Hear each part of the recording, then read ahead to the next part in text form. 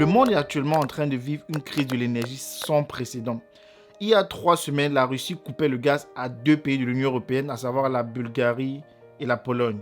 Et à l'heure où je vous parle, les exportations de gaz de la Russie vers l'Allemagne se sont vues réduites de plus de 25%. Ceci pour mettre davantage la pression à l'État afin que celui-ci paie le gaz en roubles. Mais il y a beaucoup d'opposition à cela, et notamment le chancelier allemand Olaf Scholz a carrément créé l'affaire de guerre de l'énergie. Et bien dans cette vidéo, je me propose de faire avec toi une analyse pragmatique de la situation afin que tu puisses savoir à quel niveau est-ce que toi tu es personnellement concerné par cette affaire et savoir quels sont les grands gagnants et quels sont bien entendu les grands perdants. Parce que tu le veuilles ou pas, tu es concerné de manière implicite dans cette situation énergétique.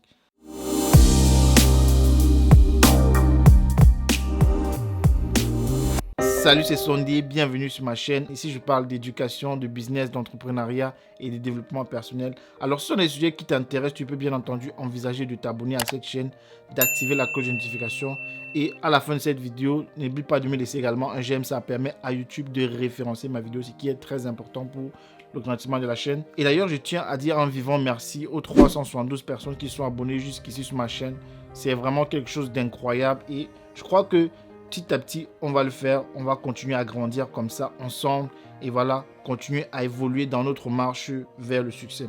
De quoi est-ce qu'il est question dans cette vidéo? Il est question de te faire comprendre la crise énergétique en moins de 3 minutes pour que tu réalises enfin les réels enjeux. De notre côté, je me propose de te dire comment est-ce que tu peux repenser, si c'est comme ça, des solutions de ton avenir ayant pris conscience de la situation actuelle qui sévit actuellement de partout dans le monde entier, notamment l'inflation, la récession et toute autre chose qui vraiment bouleverse le système économique dans le monde. Alors, qu'est-ce qui se passe actuellement de manière concrète? Je vais aller dans la genèse de l'histoire. Il se passe que après le Covid, la reprise économique a relancé la consommation des gaz naturels. Mais cependant, les gouvernements, notamment les États-Unis et l'Europe, n'ont pas pu garantir en fait les besoins énergétiques. Alors, le fait que les États-Unis et les autres pays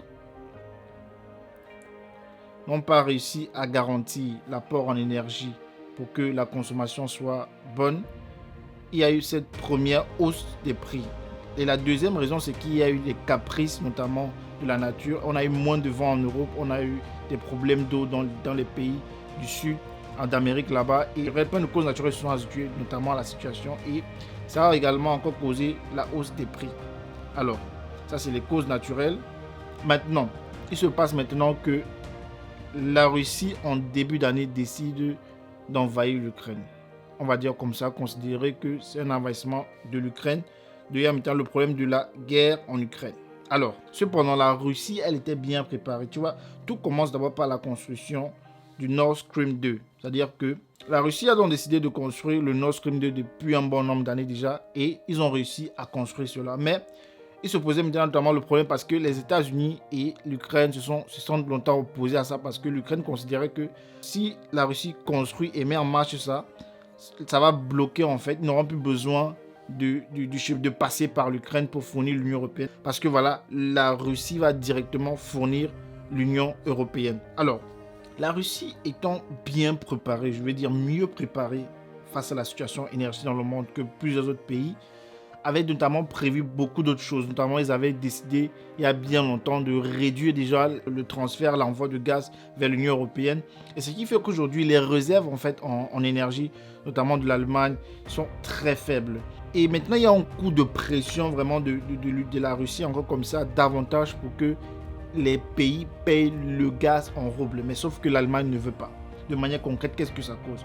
On a assisté à une hausse des prix davantage. Et cela ne fait que s'empirer. Et n'imaginez même pas que l'Europe puisse s'en sortir aujourd'hui sans le gaz russe. N'imaginez pas cela parce que la Russie est bien mieux préparée parce que la Russie peut vendre son gaz à la Chine. La Russie peut vendre son gaz à d'autres pays. Mais cependant, l'Union européenne, ils sont les moins mieux préparés face à la situation. Quelles sont les personnes qui en paient les frais à l'heure qui je vous parle?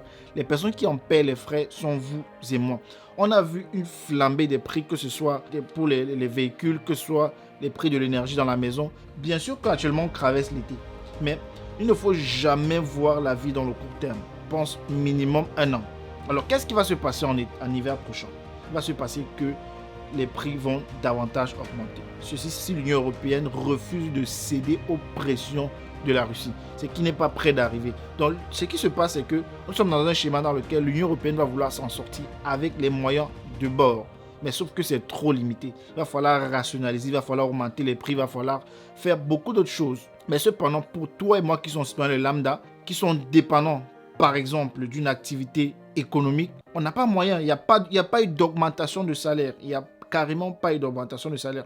Je vais vous faire voir les prix du gaz entre 2008 et 2022. Alors, ici, nous sommes dans une carte qui représente le coût des gaz. C'est-à-dire que ça, c'est une carte qui représente le coût du gaz. C'est-à-dire qu'ici, en janvier 2008, on a atteint un premier pic de coût du gaz en France. Ça, c'est notamment ce qui concerne la France. Ici, en 2008, on était à 93 €. Ça, c'est par mégawatt kilowattheure. On était à 93 €. Je vais encore vérifier. Je vais mettre là, c'est le mégawatt kilowattheure. Mais là, en 2022, aujourd'hui, plus de 400 € le watt-heure. C'est énorme. Là, on fait face à une augmentation de plus de 500%. À côté, si on part regarder le prix du SMIC en France en 2008, c'était de 1200 et poussière d'euros. Alors, aujourd'hui, en 2022, on est à 1500 €. Ça, c'est, si vous voulez comparer l'augmentation du prix de l'énergie et de l'augmentation des salaires, c'est extrêmement faible.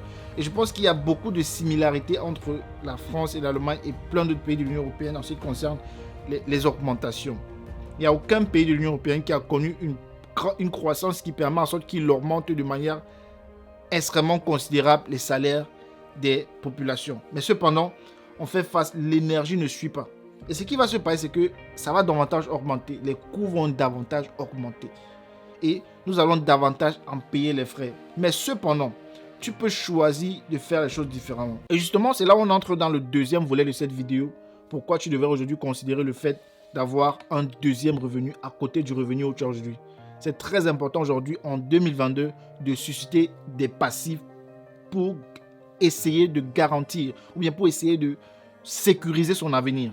Parce que c'est très important aujourd'hui de constater qu'il est devenu de plus en plus difficile dans les rayons de magasins, dans les rayons de supermarchés, dans les loisirs, de pouvoir dépenser de manière sans réfléchir. C'est devenu extrêmement difficile. Si tu es dans, peu importe partout là où tu te trouves dans le monde actuellement, tu sais que les prix ont augmenté, il y a de l'inflation, il y a une récession énorme.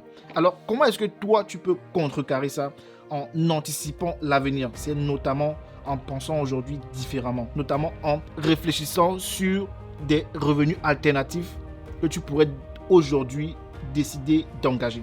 Il y a plusieurs sources de revenus passifs. Et je vais te dire, oublie, n'envisage même pas de compter sur le changement de la situation parce que ça ne peut pas changer. Les prix vont toujours aller vers le haut, mais sauf que les salaires n'iront jamais vers le haut. Je vais te comparer là le salaire entre 2008 ici et 2022. C'est à peine s'il y a eu 300 € d'augmentation entre 2008 et 2022. Donc regarde un peu comment est-ce que les revenus se comportent aujourd'hui et regarde comment les dépenses se comportent, les factures se comportent. Tu vas te rendre compte qu'il y a un grand fossé que tu devrais réfléchir comment le combler. Soit tu réfléchis en économisant, il devient de plus en plus difficile parce que l'argent, lorsque tu l'économises, il perd de la valeur d'une certaine manière. Ça, je ferai une autre vidéo pour t'expliquer comment est-ce que ton argent perd de la valeur lorsque tu le gardes en banque. Alors, c'est tout pour cette vidéo. Si le contenu t'aurait plu, n'hésite pas à t'abonner, d'activer la cloche de notification, de me laisser un j'aime, ça me ferait très plaisir naturellement. Et j'ai constaté que beaucoup de personnes regardent cette vidéo, mes vidéos sans être abonnés. S'il vous plaît, abonnez-vous, soutenez la communauté et quant à moi, je vous donne rendez-vous à très bientôt pour une prochaine vidéo. Ciao.